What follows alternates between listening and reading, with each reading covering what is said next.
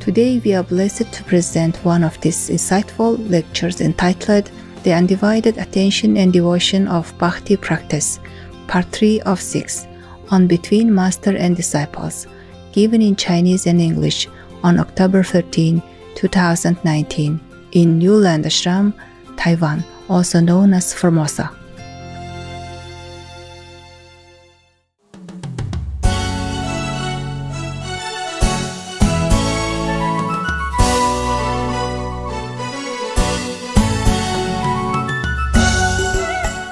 What's wrong with my hair? If you have hair, you have problem. If you don't have hair, you have problem also. Yeah. Before I had no hair. I went through every airport. They checked me so much. They bend my shoes and X-ray my layers of my handbags, hiding something. Not every country know what bald head mean, because they also have some people like they have their own gang of bald head. I don't want to mention the name. And then they make trouble, yeah, and they're famous in the world for making trouble. So I also have bald head, and then I may be one of the gang members. So I had trouble. So I start growing hair, and then I have other trouble. I have to comb, I have to wash, and then I have to dye my hair even, which I don't like. Part of the job. You don't believe it, but it's part of the job, yeah. Before I didn't know. To be a master, you have to be blonde. And then it just became like that. Yeah. There was one of the episodes in American soap opera. There was one series called Monk. This inspector, his name is Monk. He's a very excellent inspector. He knows many things and he always cracks cases which nobody else can. And together with other policemen, inspector, they're doing good things. And the chief of one of the police department, he's elder and he have mustache, like that. And then one day he has to be moved to somewhere else or something. And he let his deputy, who is a very young guy, maybe 20-something, not yet 30 even, to take his place. So this young deputy also grow a mustache here very big. And everybody come in and look at him and say, what now? Why? And he said, part of the job. Because the boss also had, a mustache, so he think he has to grow one just to look more authoritative. Say, part of the job. So it's up to us really, whether or not we have pets or we have chosen to follow some teacher to practice some kind of method in the 84,000. We have to follow our heart and we just have to live a righteous way. Then we can be sure of homecoming and or at least have a comfortable life in this physical dimension. So undivided attention and love help you. Concentration on present moment only also help you a lot. Because that means you're separate from all the karma of the world. They will not touch you. We not only have our own karma, we brought with us since birth, but we also polluted by others, people karma around us. One of the Chinese philosophers, I think Zhuangzi, somebody Zi, they all Zi, one of the Zi, just say that the society is a big dying tub, like we're together, so we dye almost similar color. Yeah, because inside the same tub, yeah, with the dyeing material in it. 社会是很大的染缸，还好我记得一些。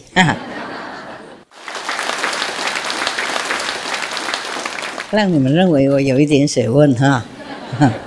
I say it's good that I still remember something. So let you think that I have a little education. If we concentrate on whatever work we have at hand, that also helps. It's called karma yoga in spiritual terminology. Everything is called yoga or practicing method in India. It's true also. That's why the Buddha say we have 84,000 practicing method. There's a story about one guy who came to study with a Zen master. The master taught him things, but he get nowhere.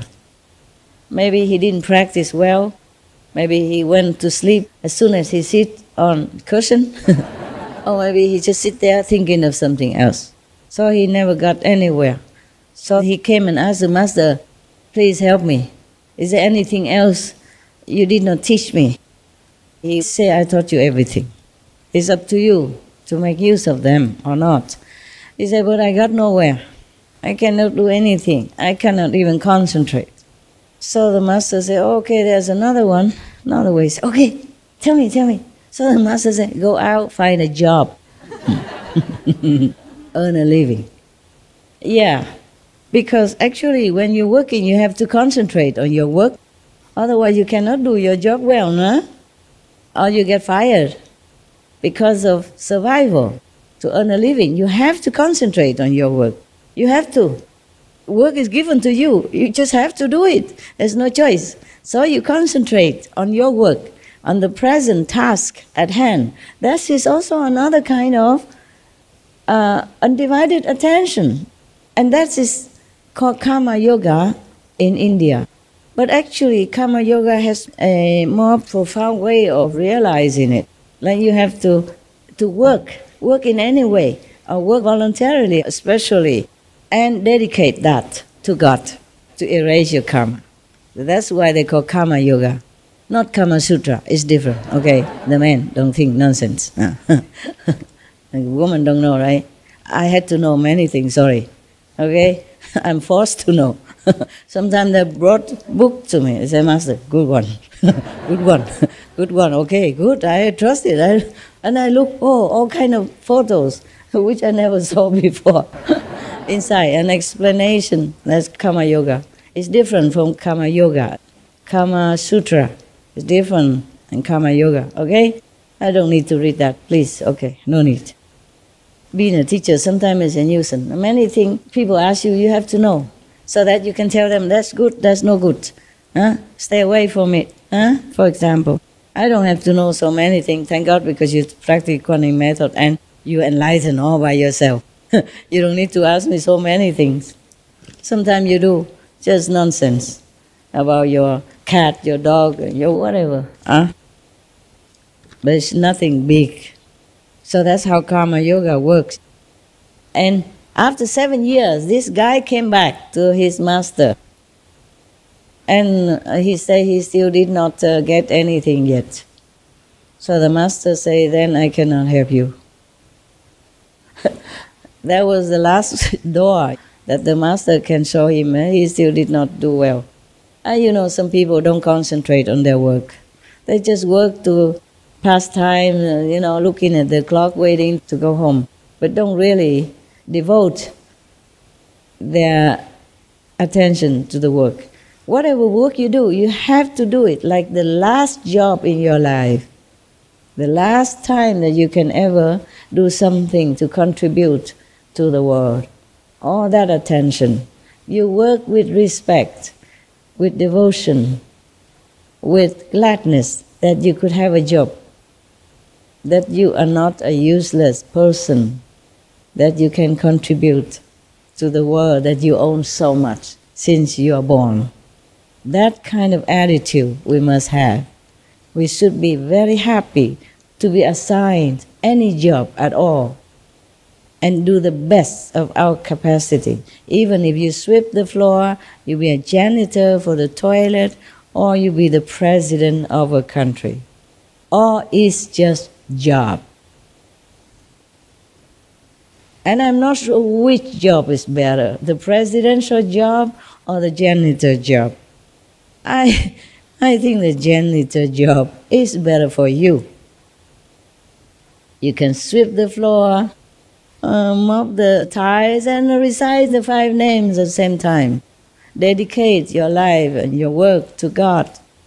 But if you're president, I don't think you have time to even recite 1 sentence of the 5 names or the gift that I give to you.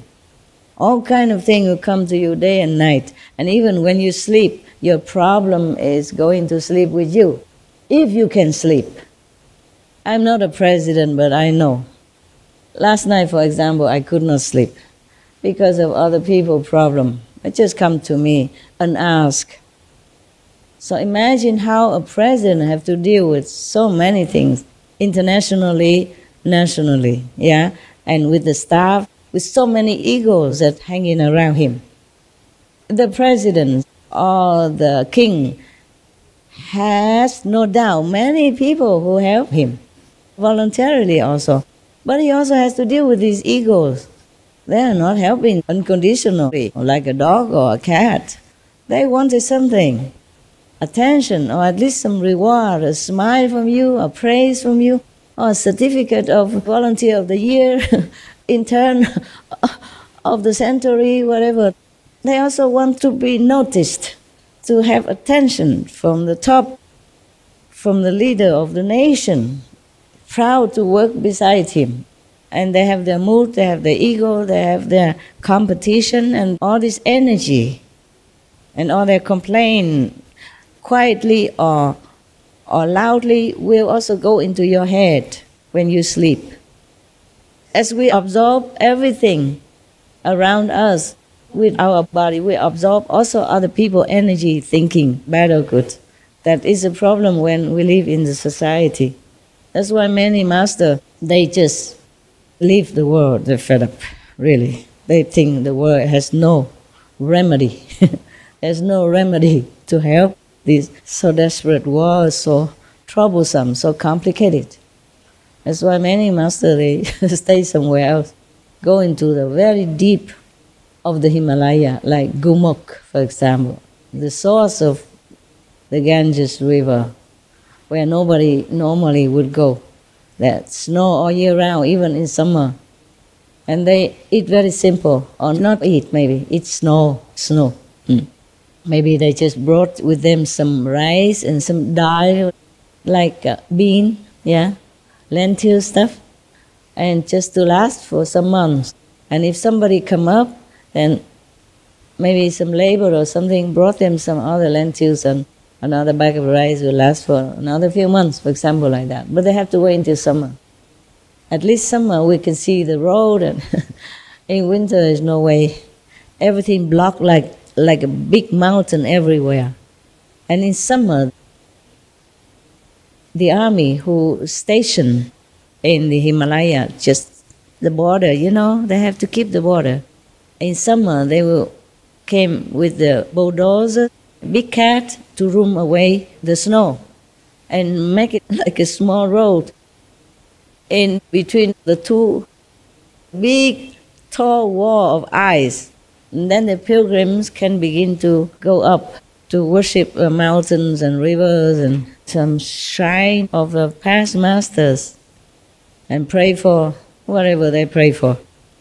The Karma Yoga is not just concentrating on the work only, but to dedicate it for the wellness of others, like volunteer work for the poor, the homeless, or cleaning the temple for the monks, or the shrine of some gods and goddesses, and that is called Karma Yoga. Some people practice just that. They don't recite mantra, nothing. They don't even meditate. Maybe they do sit in front of the gods, statues, and quiet down. And sometimes if they're pure enough, they can see the goddess or god appear to them, like Sri Ramakrishna. His wife became a holy mother. They call her also Holy Mother. He married her when she was very young, just because family tradition. But he never had any physical contact. They're together in one bed, but he never did anything. He said he was tempted, but then he didn't. And some people blame him, like sacrificing her. But she was okay. She became revered as a holy mother. India is a very fascinating country. I really love India. Maybe because I was Indian some lifetimes, not just one. But I really feel like, as I told you last time, there's one place in Rishikesh that I feel at home. Just a mud house, a mud room, and a few stones in front of the house, and bake a chapati. eat peanut butter and cucumber, and I feel so good there. There's no other place that I miss, only that place. In the whole world, I don't feel like I want to stay anywhere. But if I have a choice, I go back there, stay there. I feel just so free. Maybe it's different feeling at that time because I was from New Delhi. Hustle, bustle over there, and so many so-called disciples around, and they eat all the food and don't give me anything. Left over nothing. And so dusty, and so sometimes stagnant ways, drainage and all that. It's not my style. So when I went deeper into the Himalaya, like Rishikesh or Kashmir, all that, I do like it better. But I did not even like Kashmir that much, even though Kashmir is more beautiful than the hut that I have stayed. There's nothing really like of scenery or anything. Just on the mountain, in the middle of the mountain, and trees, yeah. And the Ganges River is just a few, maybe 2-3 minutes away. I have free water to take to cook, and a hut, and sleep on top of the roof. But I miss that place. Toilet outside, have toilet, thank God. Most places don't have. So I like that place. That's the place I felt the best all this time, anywhere, compared to other places. Even this place, I don't feel that well.